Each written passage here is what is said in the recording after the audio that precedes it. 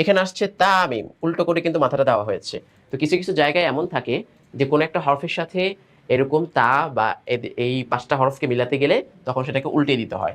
তো এই তা মিম এখানে কিন্তু কোনটা উল্টে দেওয়া হয়েছে। এখানে আমরা দেখতে পাচ্ছি এই যে এই উদাহরণটা, এখানে কোনটাকে উল্টা করে দেওয়া হয়েছে, কারণ এই উল্টা সিস্টেমটা আমরা আগেও বলে আসছি বা বুঝে আসছি যে হা জিম এই টাইপের হরফগুলোর সাথে যখন এটা মিলতে হয় তখন কিন্তু সোজাভাবে কোনটা দিলে দেখতে খারাপ দেখা যায়, তখন সেটাকে উল্টে দেওয়া হয়। তো এখানে এক কোণার নিচে এক নোক্তা রয়েছে, আমরা বুঝতে পেরেছি যে এটা বা, সাথে হা, এর সাথে হচ্ছে মিম। ওই যে মোহাম্মদ শব্দটার কথা আমরা বলেছিলাম, এখন দেখেন এই যে মোহাম্মদের মিমটাকে প্রথমে এরকম গোলাকার আকৃতি করে এইভাবে এসে হা এর সাথে মিলানো হয়েছে, হাটা এসে আবার এই যে মিমটাকে উল্টিয়ে এইভাবে দালের সাথে সম্পৃক্ত করা হয়েছে।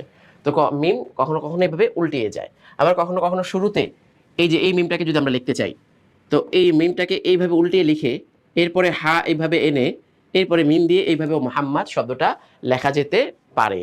তো মিম এইভাবে উল্টিয়েও আসতে পারে, এইভাবেও আসতে পারে, ওই মাঝখান দিয়ে এইভাবে গোলাকার আকৃতিও আসতে পারে, আবার দুইটাকে সামনে রেখে। যেমন এই যে এটা কিন্তু একটা উঁচু হয়ে গিয়েছে, আমি দেখি এটা লেখানোর সময় আমি দেখিয়েছিলাম যে আমরা একটা উঁচু রেখে একটা নিচে দিয়ে আবার মিলিয়ে দিয়েছি, এইভাবে উঁচু রেখে সামনে গিয়েছি, এইভাবে একটা গোলাকার আকৃতি মিলিয়ে দিয়েছি।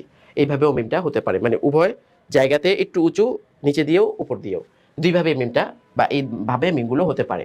তো আমরা দেখবো হচ্ছে প্রথমে যে কোনো গোলাকার আকৃতি আছে কিনা, গোলাকার আকৃতি থাকলে সেটার মধ্যে কোনো নোক্তা আছে কিনা, যদি নোক্তা না থাকে স্পষ্টভাবে মিম, আর যদি নোক্তা থাকে দুইটা না একটা, দুইটা থাকলে কফ, একটা থাকলে ফা।